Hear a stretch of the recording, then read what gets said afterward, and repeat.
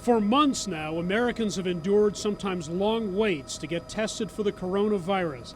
Among those in line, so-called essential or frontline workers. Because my actions are bigger than me, like we're dealing with shipping, especially in food. The reality is many labs are struggling to process tests quickly, which is why the nation's leading infectious disease expert recently suggested why not combine 10 samples and test them in one batch. You do one test, and if those one test is negative, then now you've shown that there are 10 people that are not infected. You only use one test. The concept is called pooled testing. It saves resources, it saves time, it saves equipment, and it saves money. Americans first used in World War II to screen soldiers for syphilis.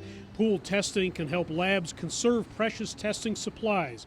If a batch turns up positive for the coronavirus, only then do you test each sample individually. I think there's a role for it, and it's in low prevalence situations. Dr. Brian Rubin is director of pathology at the Cleveland Clinic.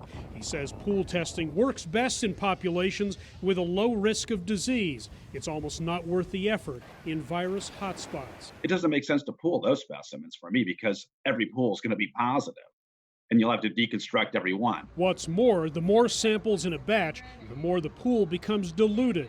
And as his clinic discovered, the harder it is to detect the virus. We started missing positive cases that were at the edge, low viral load specimens, and that's unacceptable. Especially when hospitals are admitting new patients. We need to know that they don't have COVID. Pool testing helped Wuhan, China test millions of its residents in just days back in May. Germany has done it with some success. One Colorado university is currently pool testing its athletes. We've been doing pools of 4 and 12. And that seems to be moving forward pretty well. Because, CU Boulder's Roy Parker says, infection rates appear to be low on campus. So pool testing is great in that it allows you to cover more people with fewer resources, and that's important for us. Rubin cautions that pool testing requires deep knowledge to carry out properly.